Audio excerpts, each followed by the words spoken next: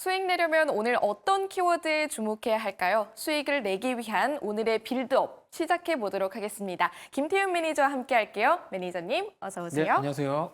네, 매니저님 반갑습니다. 저희 빌드업 희망주들 꾸준히 수익률 쌓아가고 있죠. 자, 그중에서 오늘 몇 종목만 리뷰해 보도록 할게요. 자, 오늘 HLB 사태에도 불구하고 제약바이오가 굉장히 잘 버텨주고 네. 있어요. 저희가 담았던 제약바이오주는 오늘 ABL바이오 그리고 ST팜 짚어보려고 해요. 좀 어떻게 보시나요, 앞으로? 네, 뭐 HLB 관련된 이슈에도 불구하고 오늘 이제 바이오 관련된 기업들이 뭐 예상치를 어떻게 보면 좀 벗어났죠. 예상을 좀 벗어나면서 상당히 좀 좋은 모습을 보여줬는데요.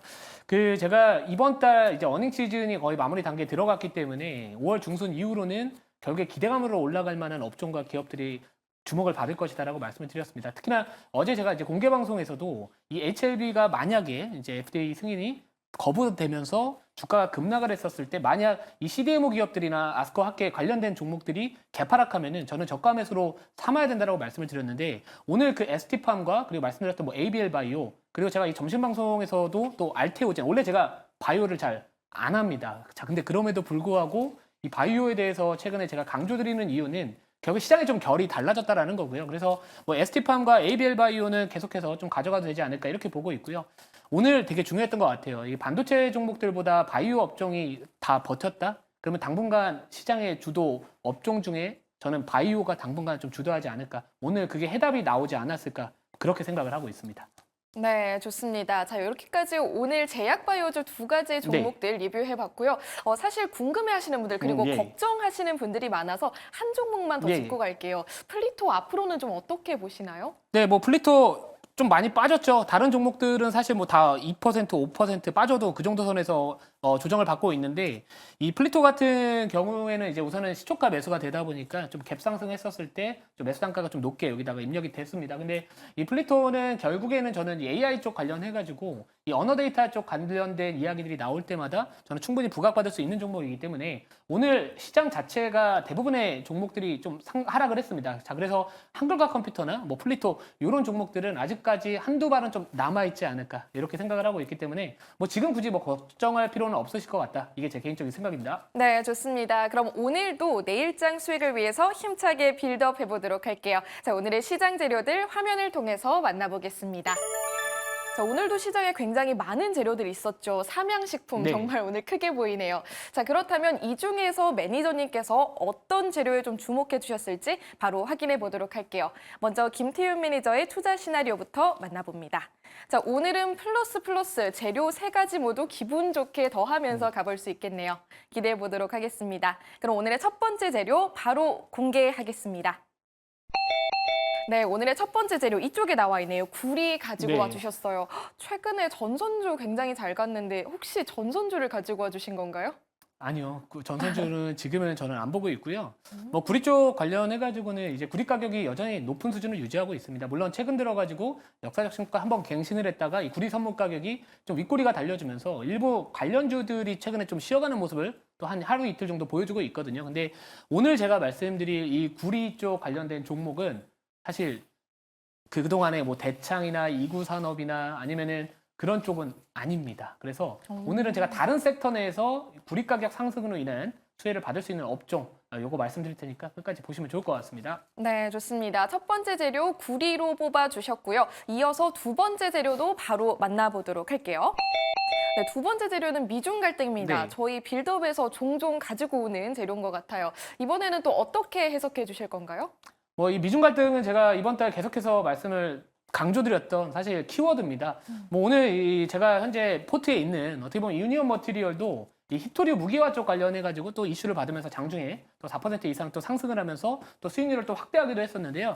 오늘 제가 말씀드릴 미중 갈등 이슈는 뭐 사실 뭐 여러 가지 좀 수혜주들이 많습니다. 지금 뭐 해운이나 뭐 조선, 태양광, 뭐 철강, 알루미늄 여러 가지 업종들이 있거든요. 근데 오늘은 제가 특별히 2차 전지 쪽 내에서 어떻게 보면 미중 갈등으로 인해서 수혜를 받을 수 있는 기업이지 않을까. 이 관점에서 미중 갈등 수혜주로서 좀 한번 가지고 와봤습니다. 좋습니다. 저희 두 번째 재료 공개만에 바로 섹터가 나왔네요. 2차 전지 섹터에서 어떤 종목 가지고 주셨을지 계속 만나보도록 할게요.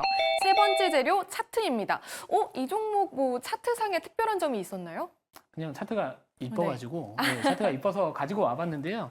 보통은 이제 차트만 보면은 안 됩니다. 뭐 지금 기업의 전반적인 펀더멘털 자체가 뭐 개선이 된다거나 아니면 이 전방 산업 쪽에 대한 부분들 업황이 개선이 된다 이런 부분들의 포커스를 잡을 수 있을 것 같은데 제가 이제 잠시 뒤에 말씀드릴 종목 같은 경우에는 2차 전지 쪽 내에서 이 구리 가격 상승에 대한 부분들을 어떻게 보면 이 판가를 인상할 수 있는 기업이지 않을까. 그래서 이 구리 가격 상승에 대한 수혜를 받으면서 또 최근에 미국이 이 중국 전기차 부품 쪽에 대한 규제에 대한 이야기가 계속해서 나와주고 있습니다. 그래서 잠시 뒤에 말씀드릴 또 이 기업 또한 그쪽에서 또 수혜를 받을 수 있는 포인트가 하나 있지 않을까 그런 관점에서 말씀을 드렸고요. 뭐 차트 우선은 저점에서 턴어라운드 되고 있다. 그래서 제가 오늘은 플러스 요인으로 차트를 말씀드렸다. 이렇게 보시면 될 것 같습니다. 네, 좋습니다. 기대감을 굉장히 크게 가져볼 만한 종목인 것 같습니다.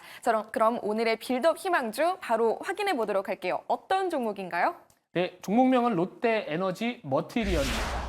자, 이 동박 쪽 관련해가지고 뭐 사실 이제 전기차 관련된 종목들이 어떻게 보면 이제 그동안 성장률이 좀 둔화될 것이다라는 부분들 때문에 사실 다 많이 못 가고 있는 상황이잖아요. 근데 제가 이제 구리 쪽 관련해서 수혜를 받을 수 있는 기업들은 뭐가 있을까 좀 고민을 하다 보니까 이 구리를 원재료로 사용하고 있는 이 동박 관련된 기업들 중에서 전반적으로 지금 이 해외 쪽, 이 법인 쪽에 대한 가동률이 상승을 했었을 때 이 고정비가 감소가 되면서 이 수익성 자체가 개선될 수 있는 기업이 바로 이 롯데 에너지 머티리얼이라고 보시면 될 것 같은데요. 특히나 이제 올해 주요 고객사들, 특히나 이 얼티엄셀을 탑재한 이 GM과 혼다의 신차가 올해 이제 6월부터 계속해서 출시가 될 예정에 있습니다. 그러면서 이제 동사에 뭐 이쪽에 대한 수요가 증가할 것이다라고 기대를 해볼 수 있을 것 같고요. 또 게다가 이제 보통 구리 가격이 상승을 했었을 때는 이 동박, 특히나 이 판가 쪽에 1개월에서 3개월 정도 레깅돼서 반영이 된다. 요 이슈가 있습니다. 자, 그래서 최근 들어서 올해 들어서 아무튼 간에 구리 가격이 계속해서 상승을 했기 때문에 이 구리 가격 상승으로 인한 이 판가를 앞으로 좀 인상할 수도 있지 않을까. 여기서 포인트를 좀 잡아봤고요. 또 그리고 이제 이 미국과 중국의 갈등에 대한 부분들인데 이 배터리 부품에 대한 규제를 최근에 미국이 강화를 하고 있습니다. 중국산입니다. 자, 근데 이제 미중 관세 또 본격화됨에 따라서 이 동박과 관련된 또 추가적인 관세 인상과 관련된 또 이야기가 나와준다면은 충분히 국내 이런 관련된 기업들이 또 반사이익을 얻지 않을까 이렇게 포인트를 잡아봤기 때문에 뭐 이런 쪽에 한번 포커스를 잡아보시면 좋을 것 같고요. 또 마지막으로 이제 이 하반기에 말레이시아 오륙 공장이 이제 증설분이 가동이 될 예정에 있습니다.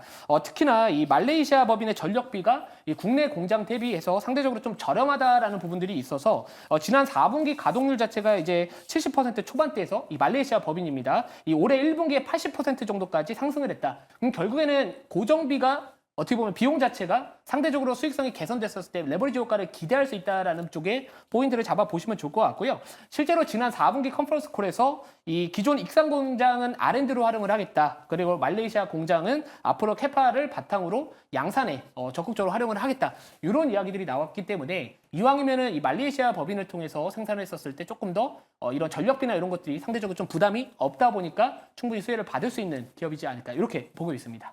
네, 좋습니다. 그렇다면 이 종목 가격 라인은 어떻게 보시나요? 네, 매수가는 시초가 매수고요. 목표가는 58,500원, 그리고 손절가는 45,000원 말씀을 드리도록 하겠습니다. 지금 현재 주봉 차트를 나중에 한번 보시면은 주봉을 좀 길게 보시면 저점에서 파동이 한번 나왔습니다. 자, 그리고 이제 그 다음 파동을 만들어가는 과정에 있고요. 주요 이동평균선들도 골든 크로스가 다 나와주면서 정배열을 만들어가는 과정에 있기 때문에 어느 정도 이제 추세를 돌리는 과정에 있는 기업이지 않을까 이렇게 보기 때문에 지금 이 종목은 약간 단기적인 종목이다라고 생각하시기보다는 좀 중기적인 관점에서 차분하게 좀 보유하시면서 끌고 가시면 어떨까 이렇게 말씀을 드리도록 하겠습니다. 네, 좋습니다. 내일장 수익을 내는 빌드업 희망주까지 만나봤습니다. 자, 매니저님 무료 방송은 또 언제 준비되어 있을까요? 네, 보통 제가 이제 무료 방송은 화요일부터 목요일에는 4시 20분에 진행을 하고 있고요. 오늘은 이제 제가 또 개인적인 사정 때문에 금요일과 월요일은 제가 사실 저녁밖에 할 수가 없습니다. 근데 오늘은 아쉽게 공개 방송이 저녁에는 없고요. 제가 만약에 주말에 공개 방송을 하게 된다면은 제가 이 녹색 밴드 통해 가지고 좀 말씀을 드릴 거고요. 최근에 제가 이 제약바이오 쪽 내에서 이 아스코 관련된 종목들 그리고 CDMO 관련된 기업들 눌리면 매수를 해야 된다라고 계속해서 강조를 드렸습니다. 뭐 오늘 ST팜 잘 갔고요. 바이넥스 최근에 급등 나왔습니다. 게다가 ABL 바이오, 알테오젠 등등 이런 바이오 쪽에 대한 부분들 분위기가 확실히 개선되고 있기 때문에 앞으로 계속해서 이쪽 업종 한번 관심 있게 지켜보시면서 제 공개 방송도 관심 있게 지켜보시면 좋지 않을까 이렇게 말씀을 드리도록 하겠습니다. 네, 좋습니다. 추후에 김태윤 매니저의 무료 방송과 무료 밴드 참고해 보시길 바랍니다. 저희는 오늘 여기서 매니저님 보내드릴게요. 함께해 주신 김태윤 매니저님 고맙습니다. 네.